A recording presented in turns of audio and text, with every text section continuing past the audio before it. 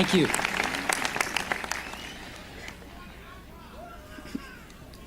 I'm honored to be with you Әлемнің today ең for your үздік commencement from one университеттерінің of the бірінде finest диплом universities тапсыру in the world. сәтінде сіздермен бірге болу мен үшін үлкен құрмет. Truth be told, Мен университет бітірген адам I never емеспін. graduated from college. Дегенмен де бүгін университет and, түлегі болуға бұрын this is соңды the closest болмағандай I've ever gotten жақынмын. to a college graduation. Today, Мен I want to сіздерге tell you өз 3 өмірімнен stories from 3 my хикая life. айтып бергім That's келеді. it. Бар болған Big осы. deal. Керемет Just 3 ештеңесі де жоқ. Қарапайым ғана 3 хикая. The first Біріншісі story нүктелердің It's about қосылуы connecting the туралы. dots.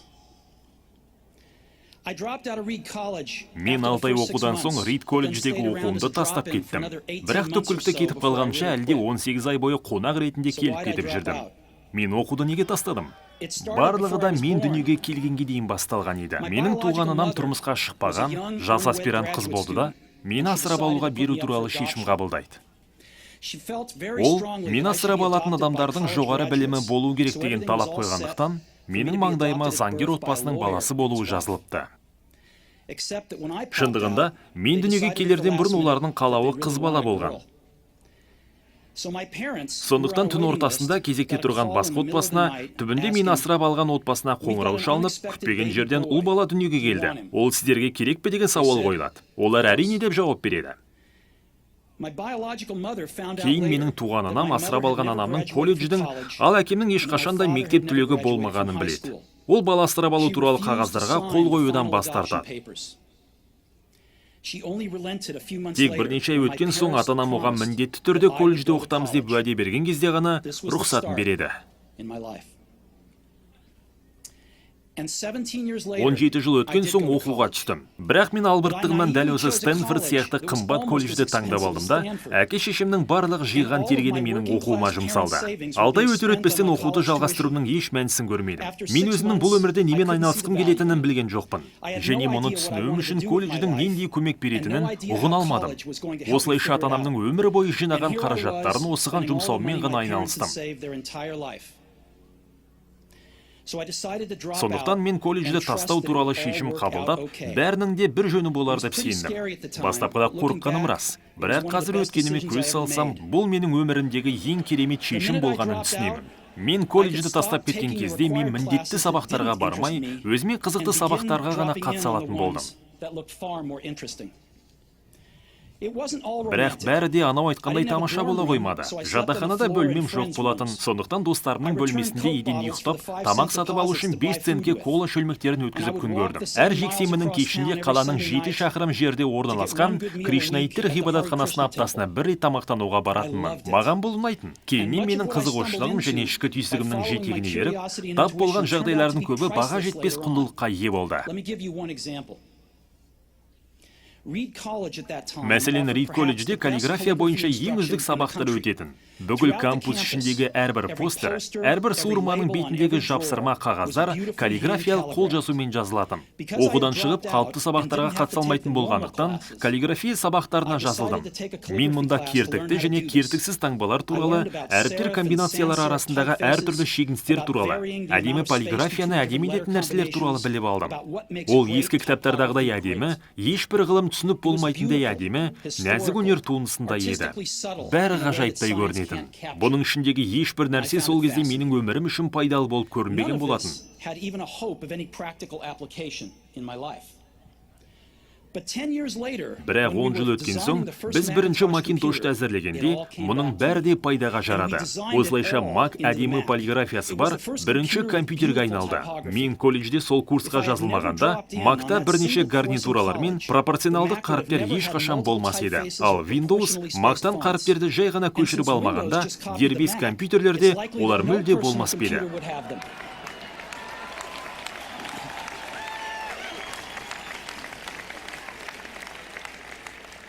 Егер оқудан шығарылмасам, мен ешқашан каллиграфия курсына жазылмас едім. Және компьютерлерде қазіргідей таңғаларлық полиграфия болмас еді. Мен әрине сол колледжде болған кезде бұл нүктелердің барлығын бір жерге қоса алмадым. Дегенмен 10 жыл өткен соң барлығы да айқындалды. Тағы да айтамын, сіз барлық нүктелерді болашақта болжап қоса алмайсыз. Барлық нүктелер өткенге үңілгенде ғана бір-бірінен жалғанады. Сондықтан сізге болашақта бір-біріне қосылатын нүктелерге ғана сенуге тура келеді. Сізге бір нәрсеге, өз мінезіңізге, тағдырыңызға, өміріңізге, пешенеңізге, неге болса да үміт артуыңызға тура келеді. Өйткені барлық нүктелер нақты бір жолға түйіседі деген сенім, тіпті сіз даңғыл жолдан бұрылып кеттім деп ойласаңыз да, өз жүрегіңізді тыңдауға мәжбүр етеді. Мұндай тәсіл мені ешқашанда жолда қалдырған емес. Менің екінші хикаям махаббат пен айырылу туралы. Менің жолым болды. Мен өмірде ұнатып жасайтын нәрсемді барынша ерте таптым. Ол және менің 20 жасымда ата-анамның гаражында Apple-дың негізін қаладық. Біз бар күшімізді салып еңбек еттік. Және 10 жылдан соң Apple гараждағы 2 адамнан 4000 қызметкері бар, $2 миллиард табысы бар компанияға айналды. Біз өзіміздің ең жақсы туындымыз Macintosh-ты 1 жыл бұрын жарыққа шығардық. Бұл кезде мен енді ғана 30-ға толған едім. Содан соң мен жұмыстан шығарылдым. Өзіңіз негізін қалаған компаниядан сізді қалай жұмыстан шығарып жібере алады? Apple-дың өсу шамасына қарай мен компанияны басқару ісінде талантты деп санаған талантты адамдарды жалдады. Және алғашқы 5 жылда барлығы жақсы жүрді. Бірақ кейін біздің болашаққа деген көзқарасымыз екіге айырылып, біз түптің түбінде жанжалдасып тындық. Директорлар кеңесі мені жақтамады. Сондықтан 30 жасымда жұмыссыз қалдым. Оған қоса басым дауға қалды. Менің өмірімнің мәні болған нәрседен айырылдым. Сұмдығы да осы еді. Бірнеше ай бойы не істеу керектігін білмедім. Мен кәсіпкерлердің өткен буынының сенімін ақтай алмағандай, сабақтастықты үзіп алғандай сезімде болдым. Дэвид Паккард және Бой Нойспен кездестім де, жасаған ақмақтығым үшін кешірім сұрауға да тырыстым. Бұл жанжалды сәтсіздік болды. Және мен көз көрмес бір жерге қашып кеттім де келді. Жайлап бір нәрсені ұғына бастадым. Менің бойымда өз ісіме деген сүйіспеншілік әлде бар екенін түсіндім. Apple-дегі оқиғалар менің сүйіспеншілігіме еш әсерін тигізбеді. Есем кетсе де сүйіспеншілікті жоғалтпадым. Ақыр соңында барлығында басынан бастау туралы шешім қабылдадым. Ол кезде мен бұны түсінбеген дедім.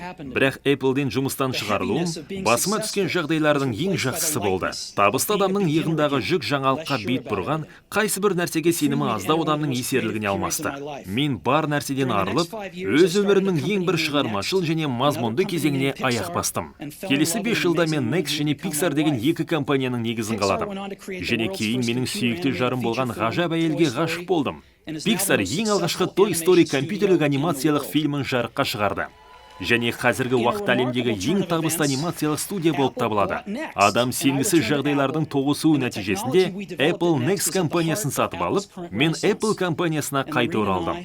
Next жасаған технология Apple-дың бүгінгі өрлеуінің іргетасына айналды. Ал біз Лаурен екеуміз тамаша отбасын құрдық. Егер мені Apple-дан жұмыстан шығарып жібермесе, мұның бірде болмас еді. Бұған сенімім мол. Дәрінің дәмі шектен тыс ащы болды. Бірақ емделушіге шипа істейді. Кейде өмір бізді төбемізден кірпішпен ұрады. Сенімді жоғалтпаңыз. Маған өз ісімді жалғастыруға көмектескен жалғыз нәрсе өз ісіме деген сүйіспеншілік болғанына сенімдімін. Сіздерге де өзіңіз жақсы көретін істі тауып алу қажет. Жұмысыңыз үшін де, қарым-қатынас үшін де ең дұрысы осы. Өміріңіздің көп бөлігі жұмыспен толған. Және бұл ретте толық риза болудың жалғыз тәсілі сіздің ойыңызша ұлы деп саналатын нәрсені іске асыру. Ал ол істерді жасаудың жалғыз жолы ісіңізге деген махаббат. Егер сіз әлі өз ісіңізді таппасаңыз, ізденіңіз, тоқтамаңыз. Тапқан кезде ғашықтық сезімінде күй кешесіз. Және кез келген жақсы қарым-қатынастар сияқты, ол жылдар жылжыған сайын жақсарып арта түседі. Сондықтан тапқанша іздеуден жалықпаңыз, тоқтамаңыз. Үшінші хикая өлім туралы. 17 жасында мен мынадай бір дәйек сөзді оқыдым. Онда шамамен былай деп айтылатын: егер сіз әрбір күнді өміріңіздің соңғы күнінде етіп өткізсеңіз, әйтеуір бір күні бұл шындыққа айналады. Бұл сөздер маған қатты әсер етті. Және содан бері мен өмірімнің соңғы 33 жылында таңертең айнаға қарап өзіме: егер бүгінгі күні мен өмірімнің соңғы күні болса, бүгін істейтін ісімді істер ме едім деп сұрақ қоямын. Бірнеше күн қатарынан жоқ деген жауап алынғанда ғана мен бірдеңені өзгерту керектігін түсіндім. Өлімнің жақын екендігін есте сақтау менің өмірімде қиын шешімдер қабылдауға көмектесетін ең маңызды құрал. Сондықтан басқаның ойы тәкаппарлық, ұятқа қалу немесе сәтсіздікке ұшырау деген қалғанының бәрі де өлім алдында күшін жоғалтып, шын маңызды нәрселер ғана қалады. Өлімді ұмытпау, дүние қуып кету деген ойлар шырмауынан құтылудың ең жақсы тәсілі. Сіз әлдеқашаннан жалаңашсыз. Жүректің айтқанына көнбейтіндей себепсіз дейінді жоқ. 1 жылға жуық уақыт бұрын маған обыр деген диагноз қойылды. Таңғы 7 сағат 30 минутта маған ұйқы безінде ісік бар екен айтылған хабарлама келіп түсті. Мен тіпті ұйқы безінің не екенін де білмейтінмін. Дәрігерлер бұл обыр түрінің емделмейтінін және менің 3-6 ай ғана өмірім қалғанын айтты.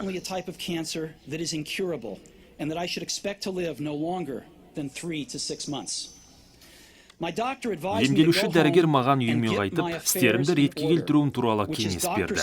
Дәрігерлер арасында бұл өлімге дайындалу дегенді білдіреді. Бұл дегеніміз, келесі 10 жыл ішінде айтпақшы болғандарыңызды балаларыңызға бірнеше ай ішінде жеткізуге талпыну деген сөз. Бұл дегеніміз, барлығының аяқталғанына көз жеткізу. Отбасын қаншалықты мүмкін болса дайындау дегенді білдіреді. Бұл дегеніміз қош айтысу. Мен қойылған диагнозбен күні бойы өмір сүрдім. Кейінірек кешкі жақын эндоскоп арқылы асқазаным мен іш құрылысыма еніп, ұйқы безіндегі ісіктен инемен сынамалар алды. Мен ояу емес едім. Бірақ сол жерде болған жарым маған, дәрігерлердің жасушаларды микроскоппен қараған кезде қатты таңғалғандарын айтты. Өйткені менің бойымдағы ұйқы безінің обыры операция арқылы емдеуге болатын сирек кездесетін түрі екен. Маған операция жасалды. Енді менің жағдайым жақсы. I'm fine now.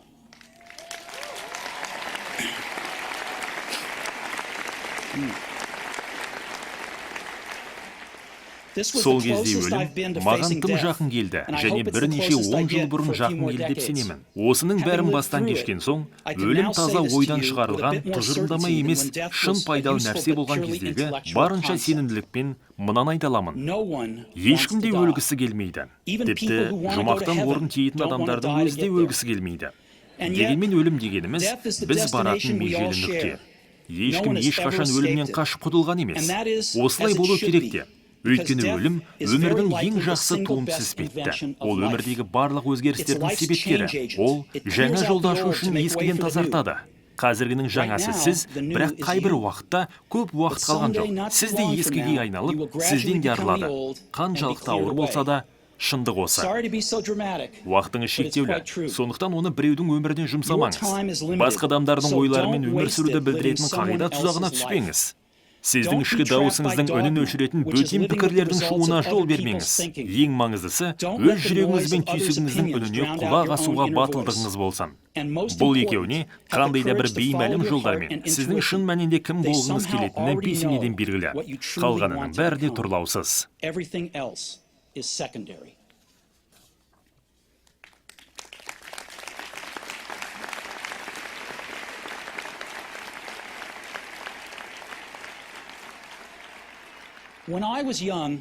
Мен жас кезінде біздің буынның қасиетісіне айналған бүкіл жер шарының каталогы шығарылымын оққан едім. Оны осы жақын жерде Менло паркта тұратын, өзіне ғана тән ақылжандылығы бар Стюарт Брент есімді жігіт жазған болатын. Бұл 60-шы жылдардың соңында дербес компьютерлер мен үстел баспаларына дейін болған жағдай еді. Сондықтан ол жазу машинкаларының, қайшылар мен полароидтардың көмегімен жасалды. Google пайда болғанға дейінгі 35 жыл бұрынғы қағаз түріндегі Google сияқты еді. Шығарылым идеалистік және пайдалы нұсқаулықтарға үлкен идеяларға толы болды. Стюарт және оның командасы бүкіл жер шары каталогының бірнеше шығарылымын жасады. Ақыр аяғында соңғы нөмірі де шықты. Бұл 70-ші жылдардың ортасы еді. Менің жасым дәл қазіргі сендердей болатын. Соңғы мұқаба бетінде қала сыртындағы таң мезгіліндегі жолдың суреті, егер сіз соқыр тәуекелді жақсы көрген болып, машина ұстаған болуыңыз ықтимал жолға ұқсайтындай жолдың суреті басылған болатын. Оның астында мынадай сөздер болды.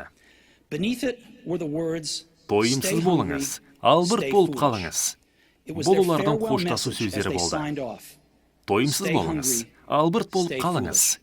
Мен де өзіме әрқашан осыны тіледім. Енді сіздер институтты аяқтап, бәрін жаңа бастайын деп тұрғанда, осыны сіздерге де тілеймін. Тойымсыз болыңыз, албырт болып қалыңыз. Бәріңізге үлкен рахмет. Мәтінді аударған Ләйла Бекет қызы, мәтінді оқыған Қуандық Танабас.